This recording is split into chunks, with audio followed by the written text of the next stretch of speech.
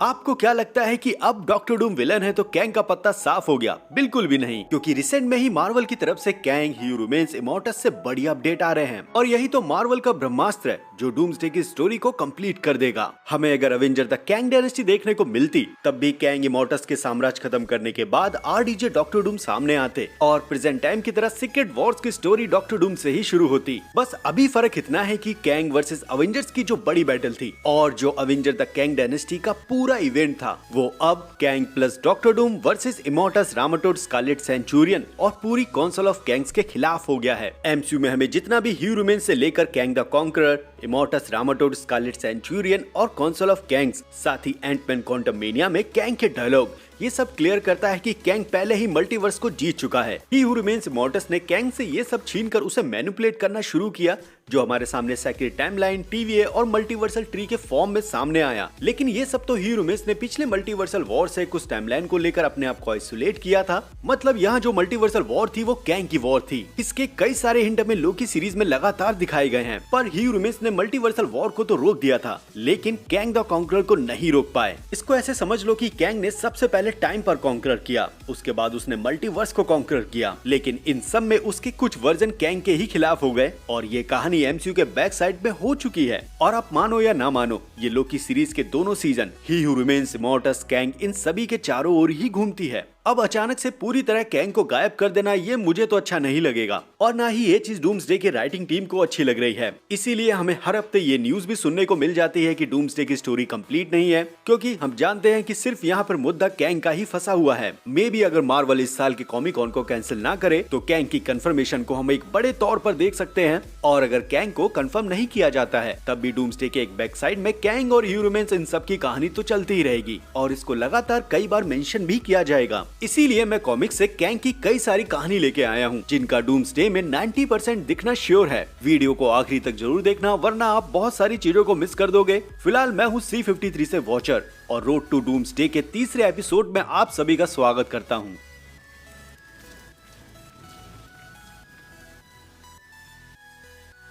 सबसे पहले अवेंजर शब्द को अवेंजर्स एंड गेम से समझते हैं कि आखिरकार इन्हें अवेंजर्स कहा क्यों जाता है। अवेंजर्स का मतलब होता है बदला लेने वाला। जैसे थैनोस को स्टोन लेने थे और वो इस मिशन में बाकी सुपर हीरोज से इंटरफेयर करता रहा और धीरे धीरे अवेंजर्स वर्सेस थैनोस का एक माहौल क्रिएट हो गया। थॉर के सामने उसके भाई लोकी और उसके दोस्त हेमडाल को मार दिया गया। यहाँ तक कि एसगार्डियन शिप भी नष्ट हुई और कई एसगार्डियन की जान भी गई। वांडा ने विजन को खोया, गार्डियंस ऑफ गैलेक्सी ने गमोरा को खोया, स्कॉट लैंग और हॉकाई ने अपनी पूरी फैमिली को गवाया। टोनी स्टार्क, जिसे उम्मीद थी कि पीटर अगला आयरन मैन बनेगा, वो भी थैनोस की वजह से ब्लिप हुआ था। वकांडा से ब्लैक पैंथर और निक फ्यूरी, इन सभी के लिए थैनोस एक बड़ा विलन बन गया था। फाइनली एंड गेम के लास्ट में इन सभी को अपना बदला लेने का मौका मिला और कैप्टन के मुंह से निकला अवेंजर असेंबल, और ऐसे ही पलों के लिए ये अवेंजर असेंबल डायलॉग बना है। तो हमने ये इन्फिनिटी सागा में एक कनेक्शन अवेंजर्स वर्सेस थैनोस के बीच में देखा, वैसा ही मल्टीवर्सल सागा में हमें अवेंजर्स वर्सेस कैंग के बीच में दिखाना था। पर अब ये चीज डॉक्टर डूम की तरफ शिफ्ट हो गई है, लेकिन कैंग अभी भी बीच में ही है। वो बात अलग है कि एमसीयू में अभी तक इस चीज को पूरी तरह से सामने नहीं लाया है, लेकिन कैंग और ह्यू रिमेन्स, इन दोनों ने ही मल्टीवर्स को अलग अलग कॉन्कर किया है। एक मल्टीवर्स पिछला था जिसके बारे में ह्यू रिमेन्स ने लोकी और सिल्वी को बताया, उस पर कैंग द कॉन्करर रूल करता था। फिर ह्यू रिमेन्स ने औलाद की मदद से सेक्रेट टाइमलाइन और ये सारा सब कुछ बनाया और वो इस मल्टीवर्स पे रूल कर रहा था तब तक जब तक लोकी ने उसकी जगह न ले ली। और हाँ, एंड गेम तक सुपर हीरोज के साथ जितना भी कुछ हुआ, विलन्स का आना, कई डेथ, ये सब कुछ ही हू रिमेन्स ने ही लिखा है ताकि एक अनकंट्रोल मल्टीवर्सल ओपन ना हो और डॉक्टर डूम और कैंग की तरह सुपर विलन सामने ना आए। लेकिन मल्टीवर्सल ट्री की बदौलत कैंग और डॉक्टर डूम दोनों ही अपनी विरासत के लिए वापस आ रहे हैं। मे बी पिछले मल्टीवर्स में से एक मल्टीवर्स डॉक्टर डूम का हो जिसे कैंग ने ले लिया हो और फिर बाद में ही रिमेन्स और इमॉर्टस ने ये मल्टीवर्स कैंग से ले लिया और अब लोकी और टीवीए के भरोसे ये मल्टीवर्स टिका हुआ है। जी हाँ, मैं यहाँ पर मल्टीवर्स की बातें कर रहा हूँ क्योंकि मुझे लगता है कि एमसीयू कुछ ऐसे ही आगे दिखाने वाला है। और सही बताऊं तो ये थ्योरी अवेंजर डूम्सडे और सीक्रेट वॉर्स में इजीली कनेक्ट भी हो रही है। और भी ज्यादा डीप में समझने के लिए सबसे पहले कैंग पर ही बात कर लो, क्योंकि और कोई भी इस पर बात नहीं करने वाला। तो कैंग ने जब सब कुछ कॉन्कर कर लिया तब उसे लगा कि अभी बहुत कुछ जानने को बचा है, इसीलिए वो समय को समझने के लिए लिम्बो जैसी जगह पहुंचा। लिम्बो पहुंचते ही कैंग के दिमाग में दो थॉट आए। पहला कि मैं समय को समझता हूँ और लिम्बो इस जगह पर कुछ समय बिताता हूँ। दूसरा थॉट कि मैं यहाँ ये क्या कर रहा हूँ। मैं मल्टीवर्स कॉन्कर कर चुका हूँ और मैं उसी जर्नी को आगे बढ़ाना चाहता हूँ। और ये कैंग दो थॉट क्रिएट करते हुए लिम्बो से वापस आ जाता है, लेकिन इन दो थॉट की वजह से लिम्बो में कैंग के साथ एक कांड हो जाता है। कैंग दो पर्सनैलिटी में टूट जाता है। पहला जो लिम्बो से वापस आ गया, जिसने कॉन्कर करने की जर्नी को जारी रखा। दूसरी पॉसिबिलिटी वो बनी जो समय को जानना चाहती थी, और कैंग की ये पॉसिबिलिटी जो समय को जान रही थी वो आगे जाके बनी इमोर्टस। यहाँ इमोर्टस को टाइम कीपर्स मिले और इमोर्टस ये समझा कि कैसे ये मल्टीवर्स एक लूप की तरह चल रहा है। दूसरी तरफ कैंग जो लिम्बो से वापस आ गया, वो अनजान था कि उसकी एक पॉसिबिलिटी लिम्बो में छूट गई है, या इसको हम ऐसे भी बोल सकते हैं कि उसकी एक पॉसिबिलिटी जो उसके पैराडॉक्सिकल थॉट से क्रिएट हुई है,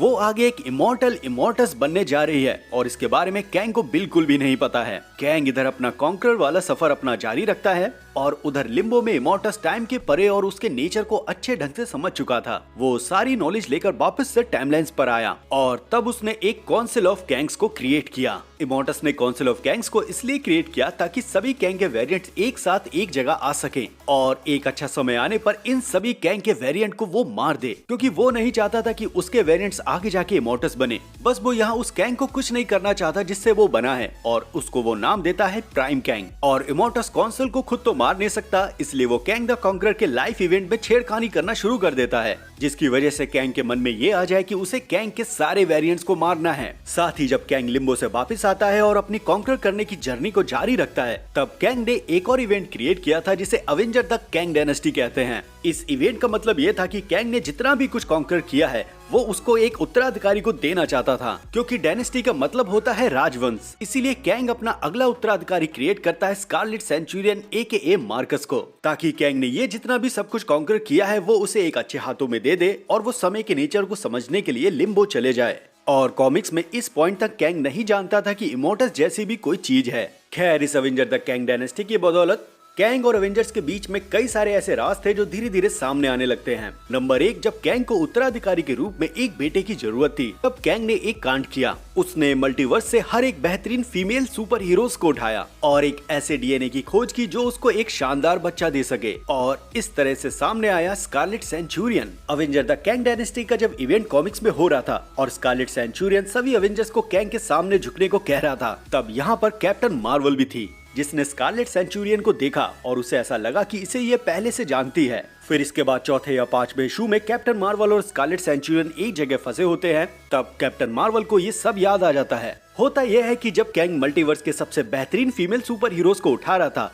तब इसमें 616 की कैप्टन मार्वल भी थी, और ये स्कारलेट सेंचुरियन कैंग और कैप्टन मार्वल का लड़का है। पर सवाल ये आता है कि कैंग और कैप्टन मार्वल मिले कैसे? तो आपको ये याद होगा कि जब कैप्टन मार्वल को पावर मिली, तब वो अपने पास्ट के बारे में भूल चुकी थी। उसकी आंख खुली हाला में, और उसे ये भी याद नहीं था कि वो अर्थ से है। खैर, जब कैप्टन मार्वल को यहाँ पावर मिली, तभी बीच में कैंग आ जाता है। फिर कैंग ने यहाँ से एक बेहतर प्लान बनाया और स्कारलेट सेंचुरियन को क्रिएट किया। और हाँ, यहाँ पर ये चीज सिर्फ एक बार नहीं हुई है, लगभग 28 बार हुई है, क्योंकि Kang Avenger the Kang dynasty लगातार हारता रहा और हर बार उसे मार्कस की जरूरत पड़ती रही। ये चीज हमें अवेंजर द कैंग डायनेस्टी के लास्ट में देखने को मिलती है। जब कैंग अवेंजर से हार जाता है, तब कैंग बताता है कि तुम 24 में मार्कस थे, और वो इस मार्कस AKA स्कारलेट सेंचुरियन को मारकर बाकी 23 स्कारलेट सेंचुरियन के पास रख देता है। अब ये चीज भी MCU में अभी भी दिखाई जा सकती है। हमने स्कारलेट सेंचुरियन को देखा, जिसकी बॉडी में अभी भी कैप्टन मार्वल जैसी पावर जैसा कुछ बह रहा है। दूसरा, कैप्टन मार्वल भी कॉमिक इवेंट की तरह अपनी याददाश्त भूल चुकी थी। तो कायदे में देखा जाए तो एक बढ़िया कनेक्शन पहले ही बिल्डअप हो चुका है। MCU में कैप्टन मार्वल और उसकी ओरिजिन स्टोरी वाला इवेंट है।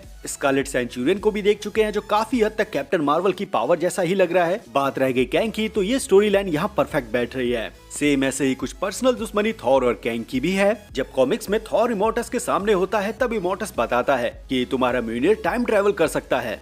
मैंने ही तुम्हारे लाइफ इवेंट को चेंज किया। तुम्हारी लाइफ में मैंने रैग्नारॉक जैसे इवेंट क्रिएट किए ताकि तुम म्यूनिर को खो दो, और अनवर्दी थॉर भी, ताकि तुम बाकी कुछ पावर भी खो दो। कमाल की बात यह है कि थॉर के साथ MCU में यही चल रहा है। थॉर रैग्नारॉक में थॉर ने अपने म्यूनिर को खोया। थॉर को एक डर हमेशा से रहता है कि वो म्यूनिर के काबिल नहीं है, और म्यूनिर भी वापस से थॉर को मिल गया है। तो यहाँ थॉर और इमोर्टस की बातचीत से ये साफ होता है कि थॉर का म्यूनिर टाइम ट्रेवल कर सकता है। मे बी ये भी हो सकता है कि आगे थॉर एक थंडर स्ट्राइक करे और एक पोर्टल खुल जाए। आई नो ये मुश्किल है लेकिन नामुमकिन नहीं। वहीं अब वापस से इमोर्टस की तरफ आते हैं जो लिम्बो में टाइम के नेचर को समझ रहा था। काफी समय बिताने के बाद इमोर्टस ने यहाँ डिक्लेयर किया कि वो मास्टर ऑफ ऑल टाइम है। साथ ही लिम्बो एक ऐसी जगह है जहाँ उम्र नहीं बढ़ती और लंबे समय तक रहने पर आपको एक अमरता का वरदान भी मिल जाता है। इसीलिए ये जो कैंग की पॉसिबिलिटी थी जो समय को समझने गई थी और लिम्बो की अमरता के कारण इस पॉसिबिलिटी को नाम मिला इमोर्टस।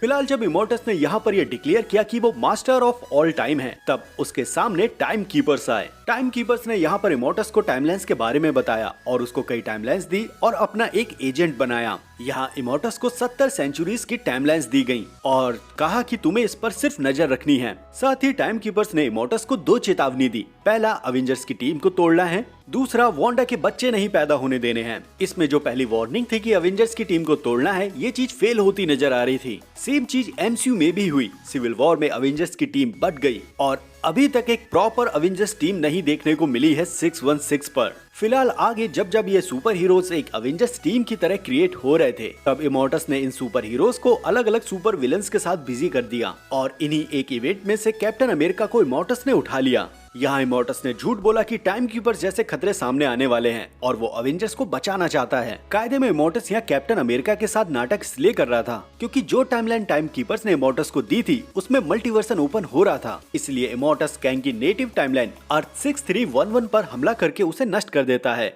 यही सेम कांड वो रामाटूट की टाइमलाइन पर भी करता है क्योंकि रामाटूट पास्ट से फ्यूचर के अवेंजर्स को कंट्रोल कर रहा था। इसके पीछे इमोर्टस का एक मोटिव ये भी था कि वो सभी वेरिएंट्स को मारना चाह रहा था। यहाँ इमोर्टस अवेंजर्स का साथ दे रहा था ये बोलकर कि वो कैंग का एक फ्यूचर वर्जन है और वो मल्टीवर्स को बचाने के लिए अवेंजर्स की मदद ले रहा है। और फिर अचानक वो एक दिन अवेंजर्स के सामने आता है और वो अवेंजर्स से कहता है कि वो कैंग का एक फ्यूचर वर्जन है जिसने कैंग को मार दिया है। वो श्योर करता है कि कैंग अब जा चुका है और उसके एटम को पूरे ऑल टाइम में फैला दिया है। वही जो दूसरा मुद्दा था कि वांडा के बच्चे पैदा नहीं होने देना है, इसीलिए इमोर्टस ने वांडा की शादी विजन से करवा दी। ये सारे कांड करने के बाद इमोर्टस ने एक बार फिर पास्ट में ट्रेवल किया, अवेंजर्स के सामने पहुंचा और उन्हें बताया कि कैंग जा चुका है और अब आगे उन्हें कैंग से डरने की जरूरत नहीं है। यहाँ ये जितना भी कुछ हुआ है दरअसल एमसीयू में भी यही हो रहा है, बस करने वाला ह्यू रूमेंस है। बल्कि ह्यू रूमेंस अकेला नहीं है, इसके पीछे का मास्टरमाइंड है इमोर्टस। इसके अलग वांडा विजन की एक और स्टोरी है जो सीधा इमोर्टस और कैंग से कनेक्ट होती है। तो कॉमिक्स के इमोर्टस और एमसीयू के ह्यू रूमेंस ने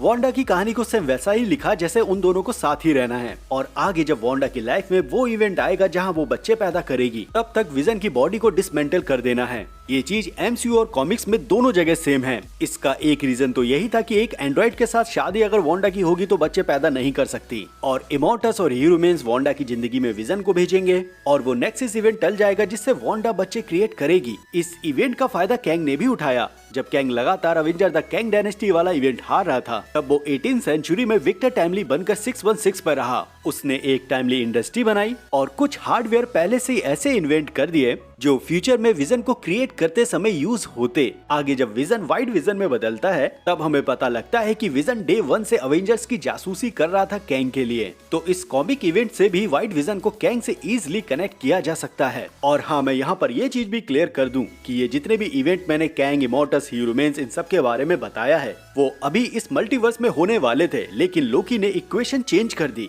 इसका मतलब ये नहीं कि ये इवेंट वास्तव में नहीं हुए हैं, बल्कि ये इवेंट कैंग और इमोर्टस ने शुरुआत में ही झेल लिए हैं। और हमें पता है ये सारे इवेंट एक लूप की तरह चलते हैं। बस फर्क इतना है कि जब इस बार ये इवेंट होने थे तब यहाँ पे डॉक्टर डूम पहले आ गया और पिछला मल्टीवर्स जहाँ कैंग कॉन्कर किया हुआ था जिसे ह्यू रूमेंस और इमोर्टस ने ले लिया, वहाँ उस मल्टीवर्स में ये सारे कांड हो चुके हैं।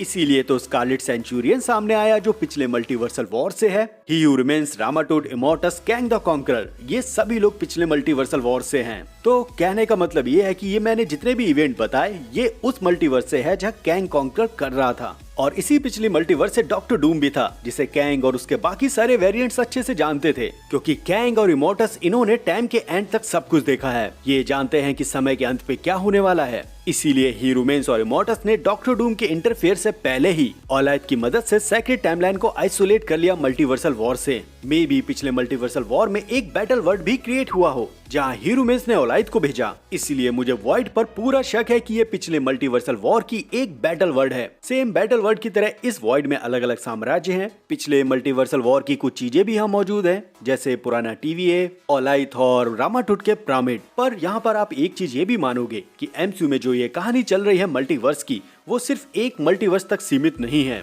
मुझे लगता है कि मल्टीवर्स की कॉन्करर की कहानी कुछ ऐसे रही होगी। सबसे पहले डॉक्टर डूम के हाथ में था, फिर कैंग के हाथ में चला गया, फिर इसके बाद ही रूमेंस और इमोर्टस आए जिन्होंने सेक्रेट टाइमलाइन, TVA ये सारी चीजें बनाई, और अब इस समय ये लोकी के हाथ में है, पर पूरी तरह से नहीं, क्योंकि यहाँ सिर्फ लोकी एक बैटरी जैसा है इस मल्टीवर्सल ट्री के लिए। कैंग और डॉक्टर डूम इन दोनों ने अपने मल्टीवर्स को गवाया है, और अब प्रेजेंट टाइम में ये जो मल्टीवर्सल ट्री क्रिएट हुआ है, इसको अभी तक किसी ने कॉन्कर नहीं किया है। मतलब अब जो इस मल्टीवर्सल ट्री को बचाएगा वो उस पे रूल करेगा। कैंग, डॉक्टर डूम, TVA के साथ लोकी, यही 3 एलिमेंट है पूरी डूम्सडे के अंदर। डॉक्टर डूम के साथ उनकी एक इविल एवेंजर टीम होगी जो पहले मल्टीवर्स की कहानी होगी, दूसरा मल्टीवर्स कैंग और उनके सभी वेरिएंट्स की कहानी, और अब ये जो तीसरा मल्टीवर्स जो मल्टीवर्सल ट्री बन चुका है, वहाँ TVA और इस मल्टीवर्सल सुपर हीरोज की कहानी। शायद मैं ज्यादा सोच रहा हूँ या मुझे डूम्सडे से बहुत उम्मीद है, क्योंकि अगर कैंग और डॉक्टर डूम के कैरेक्टर के साथ सिमिलर कुछ ऐसा ही देखने को मिलता है, तब मुझे लगता है कि इन कैरेक्टर्स के साथ पूरी तरह से जस्टिस हो पाएगा। आपका इस पूरी थ्योरी के बारे में क्या कहना है, प्लीज अपने थॉट मेरे साथ कमेंट बॉक्स में जरूर शेयर करना।